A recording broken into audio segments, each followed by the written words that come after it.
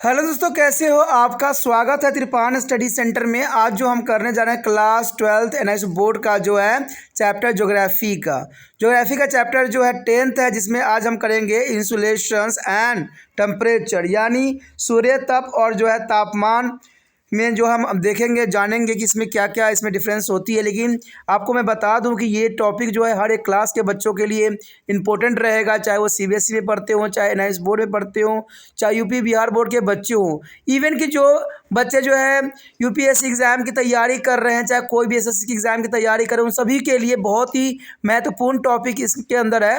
लेकिन आपको पता है कि टॉपिक स्टार्ट करने से पहले एक बात जो मैं हमेशा कहता हूँ, जिसको आपको सोचना भी चाहिए, विचार भी करना चाहिए और अमल भी करना चाहिए, तो ये है कि जब भी वीडियो देखिए पूरा देखिए, क्योंकि अधूरा जानकारी सदैव खतरनाक होता है। साथ में एक इंपॉर्टेंट बात ये भी रहता है, अगर आप पहली बार वीडियो देख रहे हो तो लाइक शेयर सब्सक्राइब करना मत भूलना, क्योंकि दोस्तों लाइक कीजिएगा तो बनाने वाले का मनोबल बढ़ता है, सब्सक्राइब कीजिएगा तो इससे ये होता है कि जब भी मैं कोई वीडियो डालूंगा उसका नोटिफिकेशन आपको समय रहते मिल जाएगा। और देखिए शेयर का मतलब ये होता है कि आपके थ्रू ना जाने किन बच्चों को हेल्प मिल जाए, ये आप भी नहीं जानोगे, इसलिए जो है आप शेयर जरूर करो, ठीक है। व्हाट्सएप स्टेटस पे भी लगाओ। दोस्तों एनआईएस सेंटर जो है कई मानने में बहुत से बच्चों के लिए हेल्पफुल है, चाहे वो 8th क्लास हो, 9th 10th 11th 12th हो, चाहे वो एनआईएस बोर्ड के बच्चे हों, ठीक है, चाहे बीए एमए के बच्चे हो, सभी क्लासों के लिए कुछ ना कुछ जो है त्रिपान सेंटर में उपलब्ध है। तो इसलिए आपके लिए ज़रूरी है कि आप सब्सक्राइब करके इसको चैनल को जो है सेव कर लो, नहीं तो बाद में अगर रिसर्च करोगे तो शायद आपको ये चैनल प्राप्त ना हो। तो इसलिए सोचना नहीं, विचार नहीं करना है, सब्सक्राइब करके जो है अपने पास सेव करना है। दोस्तों ये तो बात था आपके लिए, लेकिन आप देखते हैं हमारा आज टॉपिक क्या है। The next topic is the most important here, a heat buzzer. That is the most important topic according to the chapter, insulation and temperature. The heat buzzer. The insulation is made up of the energy transmitted directly through the atmosphere and scattering energy. Insulation is the amount of the solar radiation that reaches the earth as a surface through the short wave. The earth also irradiated heat energy like all other hot objects. This is known as the terrestrial radiation. That is called to the terrestrial radiation. The earth is also radiate the heat energy like all other is a hot object. This is known as the terrestrial radiation. The annual mean of temperature on the surface of the earth is a constant. It has been possible because of the balance between two insulation and terrestrial radiation. And this balance is termed as the heat budget of the earth. Here show the diagram. The heat budget is a balance between the insulations and terrestrial radiation. There is the most important diagram shown in this picture. Atmosphere, space, incoming radiation and the total reflected radiation, and the absorb the earth here and outgoing radiation related to the atmosphere. There is the most important here diagram, the heat budget. Let us suppose that the total heat is incoming solar radiation or received at the top of the atmosphere is a 100 unit. Roughly 35 units of it are the reflected back into space. That is important. That is atmosphere is top of the 100 unit, but roughly 35 units of are there reflected back into space even before the reaching the surface of the earth. Out of this, the 35 unit is a 6 unit are deflected back to the space from the top of the atmosphere. 27 unit deflected by the cloud and 2 unit from to the snow and the ice is a covered surface. There is important here. Out of the remaining 65 unit is 135, only 51 unit reach the earth as a surface and 40 unit are absorbed by the various gases. They are dust particle, water vapor and the atmosphere. There is the most important point here. The earth is turned or radiated back to 51 unit in the form of terrestrial radiation. Out of this 51 unit of terrestrial radiation and 34 unit are absorbed by their atmosphere and the remaining 70 unit directly go to the space. The atmosphere also radiated to the 48 unit, the 14 unit of incoming radiation and 34 unit of the outgoings radiation is absorbed by it and back to space. Thus, the 65 units of solar radiation entering the atmosphere are reflected back into the space. And this amount of the incoming and outgoing radiation a way to maintain the balance of the heat on the surface of the earth. And the point here, the heat budget is a balance between two insolation is the incoming solar radiation and terrestrial radiation. That is an important point here. Through their earth is a wall maintenance balance between to the incoming solar radiation and outgoing terrestrial radiation. But this is not true. But we observe at a different latitudes. As previously is discussed, the amount of insolation is received is directly related to the latitudes. In the tropicals is a regional, the amount of insolations is there higher than to the amount of terrestrial radiation. Hence, there it is the reason of the surplus heat. In the polar region, the heat gain in a less than the heat loss. Hence, it is the reason of the defect of heat, and thus the insolations is a create an imbalance of the heat at a different altitude. And this is being to the unified to some extent by the winds and ocean current, and which transfer heat from surplus heat region to the deficit or heat region, and this is commonly known as the longitudinal heat balance. So here show the most important diagram here, longitudinal heat balance. There is a show of equator and north pole and incomings and the surplus and the deficit and outgoing. There is the most important longitudinal heat balance show in this diagram. There is important here. यहाँ पर जो हमारे समक्ष आया है उष्मा budget. देखिए उष्मा बजट क्या होती है, ये जानना हमारे लिए काफ़ी दिलचस्प रहेगा कि भी गोल में जो है उष्मा बजट क्या है, यानी यहाँ पर अगर देखा जाए तो हीट बजट क्या होती है। कहते हैं सौर विकिरण का वह भाग जो पृथ्वी तल पर जो है लघु तरंगों के रूप में आता है, यानी देखा जाए तो सौर विकिरणों का वह भाग जो पृथ्वी पर लघु तरंगों के रूप में आता है, यानी छोटे छोटे तरंगों के रूप में पृथ्वी पर आता है, सूर्य ताप कहलाता है। ये तो आपने पहले भी जान चुके हो। पृथ्वी पर अन्य वस्तुओं को जो भांति ताप जो है ऊर्जा विकिरित करती रहती है, इसे हम पार्थिव विकिरण कहते हैं। यानी जो वस्तुओं की भांति ताप ऊर्जा जो है विकिरित करती रहती है उसे ही हम पार्थिव विकिरण कहते हैं। पृथ्वी की सतह का औसत वार्षिक तापमान हमेशा स्थिर रहता है, यानी देखा जाए तो पृथ्वी की सतह का जो है औसत वार्षिक ताप हमेशा ही स्थिर रहता है, और इसका प्रमुख कारण है सूर्य ताप और पार्थिव विकिरणों के बीच संतुलित का होना। यानी इसी संतुलन जो होता है दोनों के बीचों में, उसी संतुलन को जो है उष्मा बजट हम कहते हैं। तो आप समझ गए होंगे कि जो है सूर्य ताप जो है पार्थिव विकिरणों के बीच में जो संतुलन पैदा होती है उसी को जो हम क्या कहते हैं, उष्मा बजट कहते हैं। तो ये आपको लिए बहुत क्लैरिटी हो जाएगा कि दोनों ही यानी सूर्य ताप और पार्थिव विकिरणों के बीच के संतुलन को ही हम उष्मा बजट के रूप में जानते हैं। यहाँ पर डायग्राम में आप देख सकते हो कि उष्मा बजट जो सूर्य ताप और पार्थिव विकिरणों के बीच संतुलन को दर्शाने वाला जो है डायग्राम यहाँ प्रस्तुत है, जो कि बहुत काफ़ी महत्वपूर्ण भी है। कहते हैं उष्मा बजट जो है सूर्य और पार्थिव विकिरणों के बीच संतुलित स्थापित करने के लिए आप देख सकते हो कि जो है वायु में प्रवेश करने वाले सौर विकिरण जो हैं आंतरिक वायुमंडल में कैसे प्रवेश करते हैं, कुल प्रवर्तित कितने रहते हैं, अवशोषण कितनी होती है, पृथ्वी पर कितनी हो रही है। तो ये काफ़ी महत्वपूर्ण है कि अवशोषण वायुमंडल वाले जो है विकिरणों को जो है अवशोषित बाहर जाने वाले सौर विकिरणों को भी दर्शाई गई है। तो ये डायग्राम काफ़ी महत्वपूर्ण रखता है कि सूर्य ताप और पार्थिव विकिरणों के बीच संतुलित जो है पैदा करने के लिए महत्वपूर्ण डायग्राम यहाँ पर प्रस्तुत है।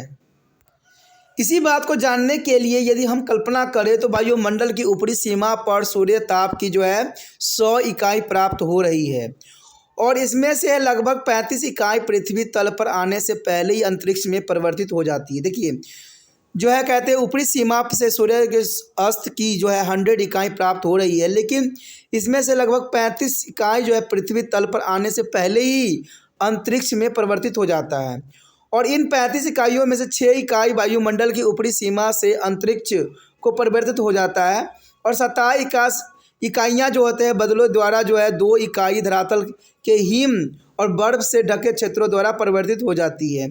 शेष 65 जो है 65 यानी देखा जाए तो यहाँ पर 100 में से अगर 35 अगर आप माइनस करते हो तो 65 जो इकाइयाँ हैं उनमें से 51 इकाइयाँ सीधे ही भूतल को प्राप्त होती है, यानी भूतल को जो है 51 इकाई प्राप्त होती है और 14 इकाइयों के जो है वायुमंडल के विभिन्न गैस, जलवाष्प और धूल कण अवशोषित कर लेते हैं। तो यहाँ पर समझ सकते हो अगर 100% हम ले यहाँ पर तो जो है 23 इकाइयाँ में तो इनका इसी क्षेत्र में आता है, लगभग पृथ्वी तल पर ही आ जाता है।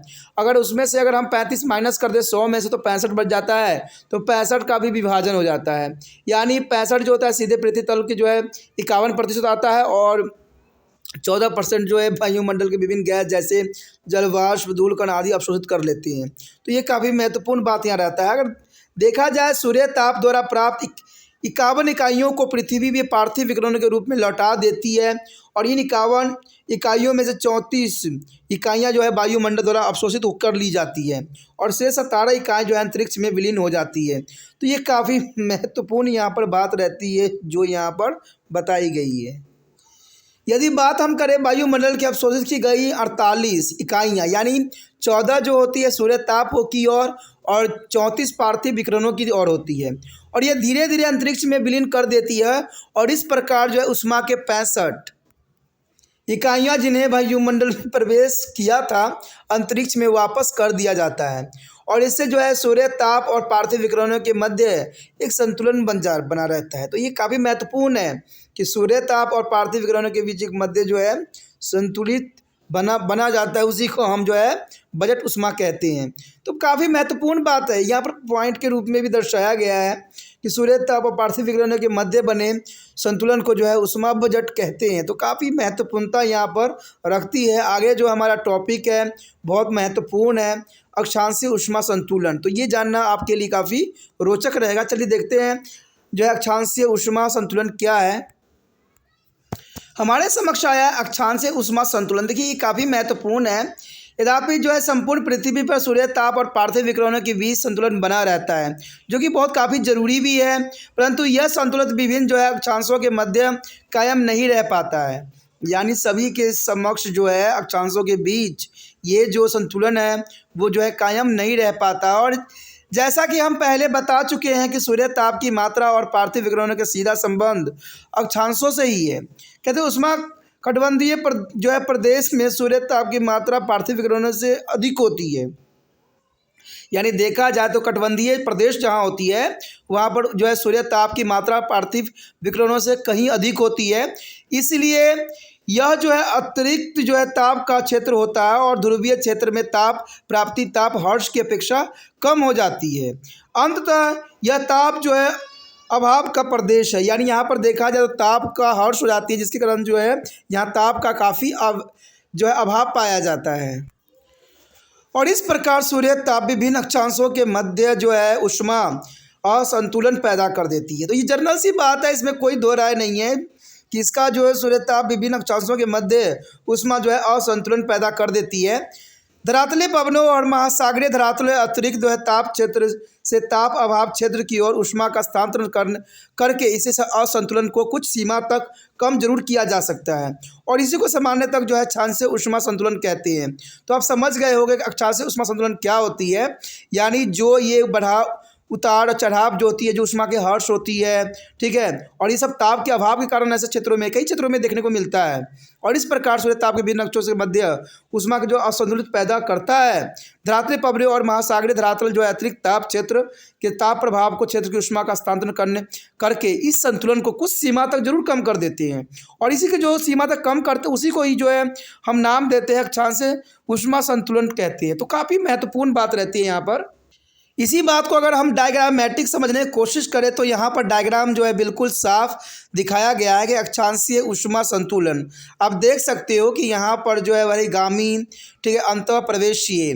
तो यहाँ कमी दिखा रही है, यहाँ अत्यधिक दिखा रही है। तो ये काफ़ी महत्वपूर्ण बात को यहाँ दर्शाने की कोशिश किया जा रहा है कि इसके जो है कमी कब होगी और अधिक जो है तापमान कब होगी, तभी जो है क्षांश ऊष्मा जो है संतुलित पैदा अपने आप को कर सकता है।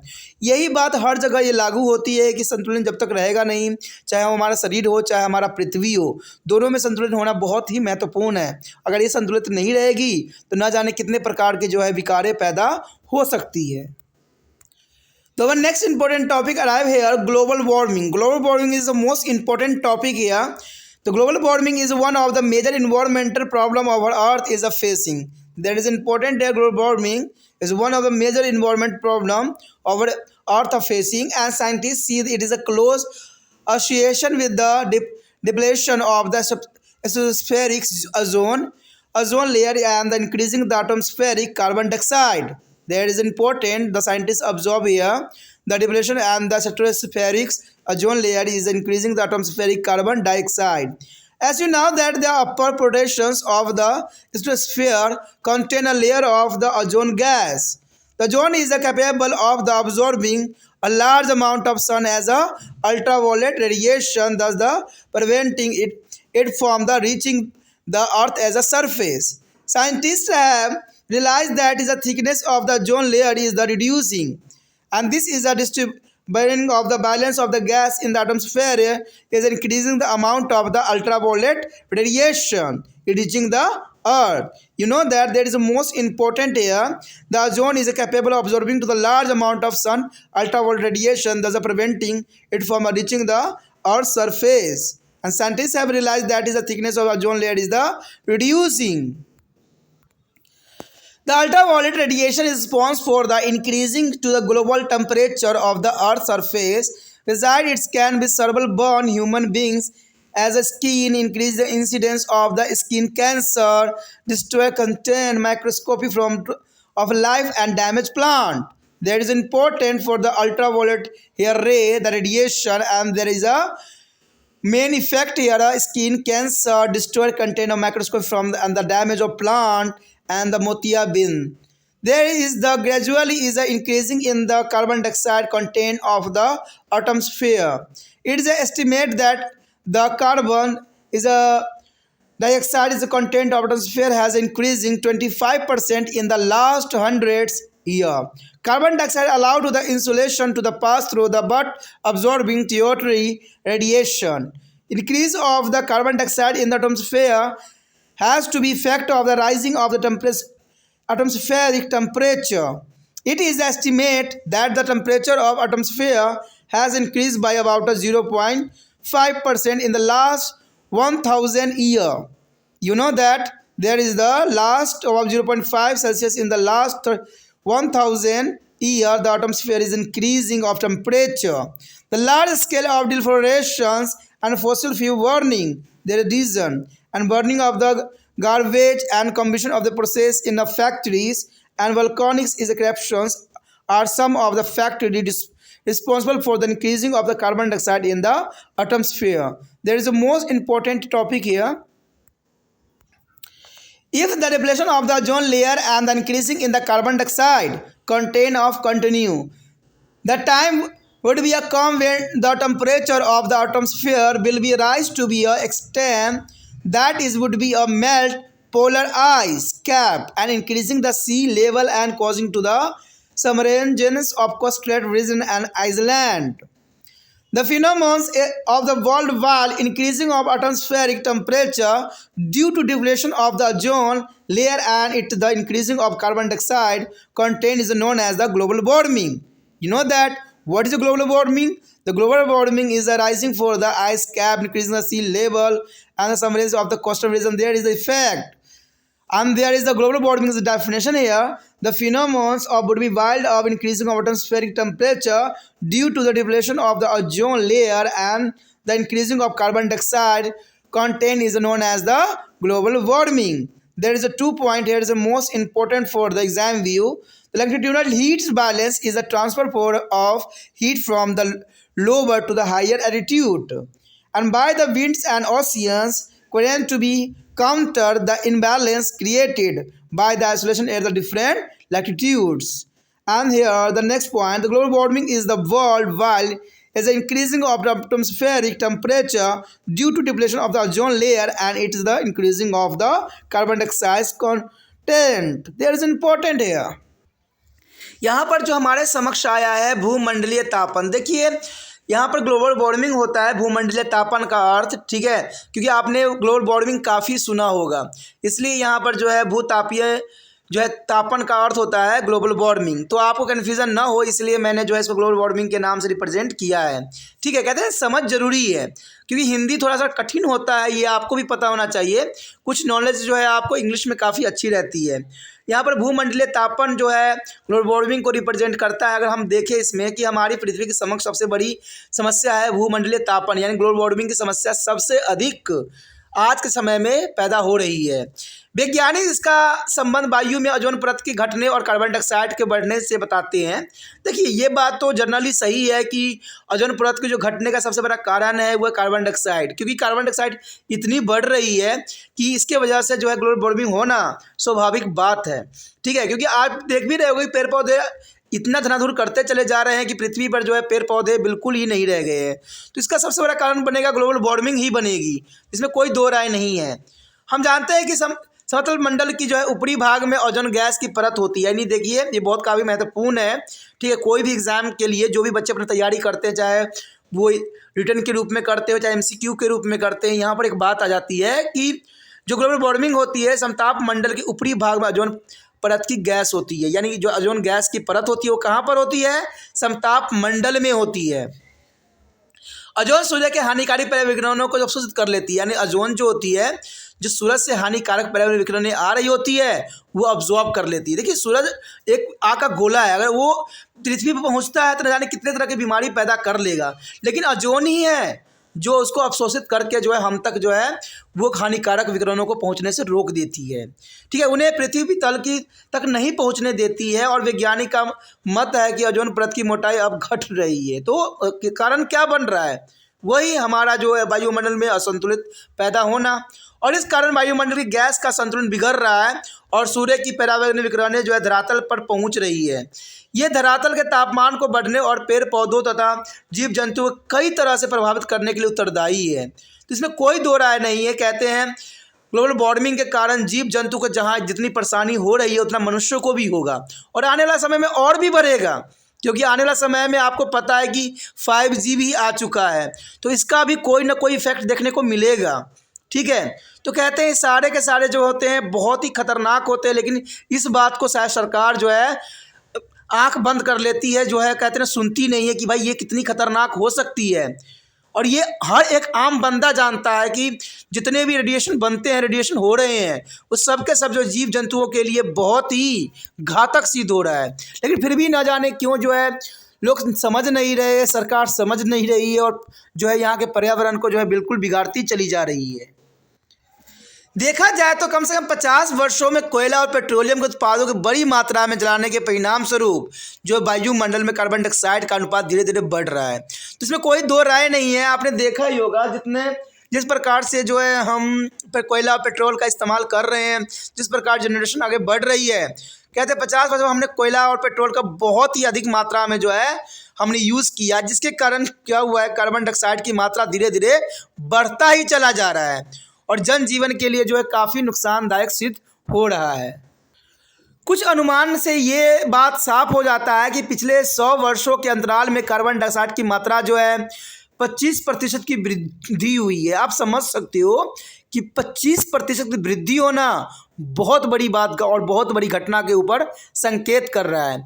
कार्बन डाइऑक्साइड की मात्रा 25% बढ़ना एक बहुत ही दुखदायक परिस्थिति पैदा करने के लिए पर्याप्त है। कहते हैं कार्बन डाइऑक्साइड सूर्य के ताप को जो गुजर जाने देता है, परंतु पार्थिव विकिरणों को अवशोषित कर लेती है।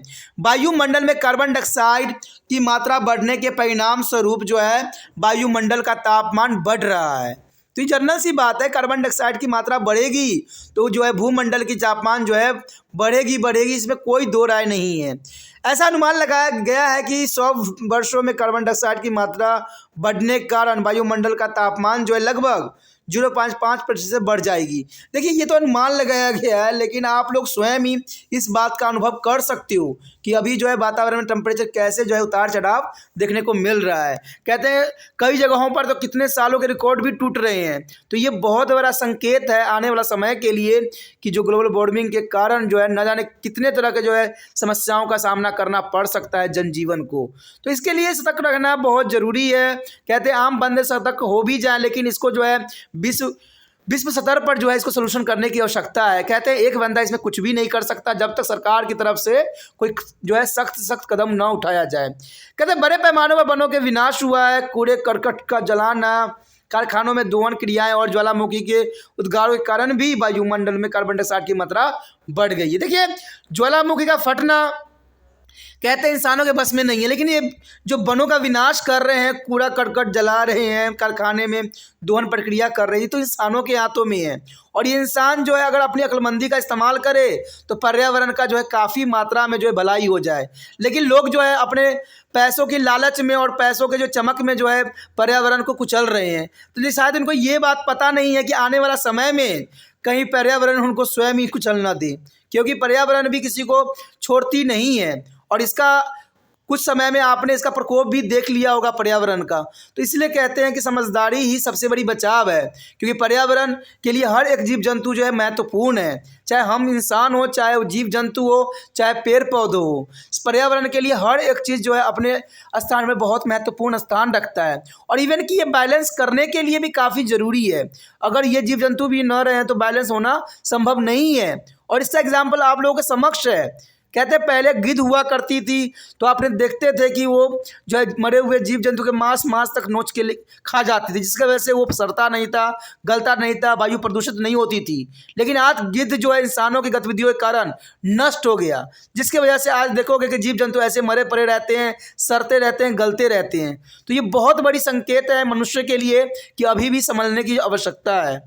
सरकार को भी समझने की आवश्यकता है कि सरकार जो है आए दिन जो है 5G की भी परमिशन भारत में दे दिया है, जबकि कहते हैं बड़े बड़े देश ने अभी तक 5G का जो है शुभारंभ भी नहीं किया है, इवन कि सोचा तक भी नहीं है। लेकिन भारत कौन सा इतनी विकसित देश बन चुका है कि इसको 5G की आवश्यकता पड़ गई है। ये सोचने वाली बात है।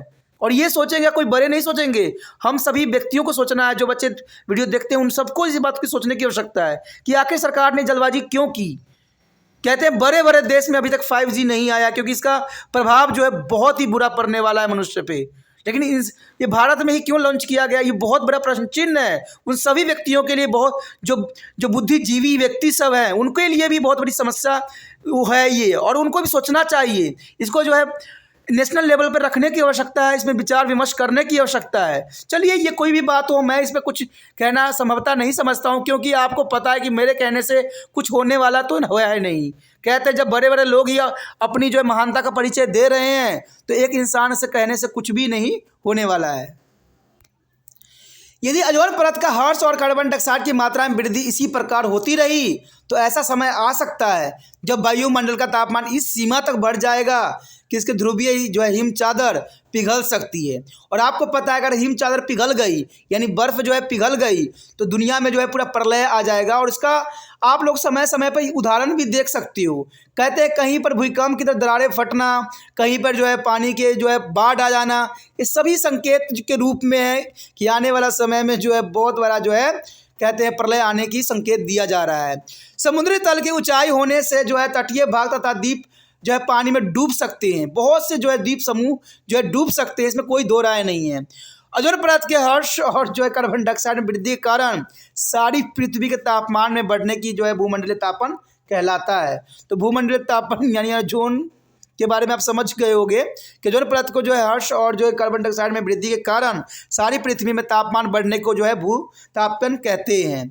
अगर यहाँ पर हम एक पॉइंट देखें तो अक्षांशीय ऊष्मा संतुलन यानी सूर्य ताप द्वारा अक्षांशों के मध्य पैदा किए गए ऊष्मा असंतुलन को कम करने के लिए पवनों और महासागरीय धाराओं द्वारा निम्न अक्षांशों से उच्च अक्षांशों की ओर ऊष्मा स्थानांतरित करती है। तो ये बहुत काफ़ी महत्वपूर्ण है कि उच्च स्थान जो है ऊष्मा निम्न स्थान से जो है उच्च अक्षांशों की ओर जो है ऊष्मा का स्थानांतरण होता है, जो कि काफ़ी महत्वपूर्ण यहाँ पर टॉपिक था और बहुत ही काफ़ी समझ के लिए ज़रूरी था। अगर आपको ये बात अच्छी लगी, समझ अच्छा लगा तो लाइक शेयर सब्सक्राइब करना मत भूलना। जितना हो सके इस वीडियो को दूसरे बच्चों तक शेयर करने में आपने तिरपान स्टडी सेंटर का हेल्प करना है। जो भी दोस्त जो है बायोलॉजी में पढ़ते हैं उनको से ये वीडियो जो है शेयर की, जिससे वो भी ये वीडियो का से लाभांश प्राप्त कर सके। ठीक है, अगर पहली बार वीडियो देख रहे थे तो चैनल को सब्सक्राइब करके सेव कर लीजिए, क्योंकि तिरपान सेंटर बहुत कुछ है। तिरपान स्टडी सेंटर में चाहे 8वीं क्लास से लेकर जो है MA तक के बच्चों के लिए बहुत कुछ है, इसलिए सब्सक्राइब कर लेना आपके लिए बहुत काफ़ी फायदेमंद साबित हो सकता है।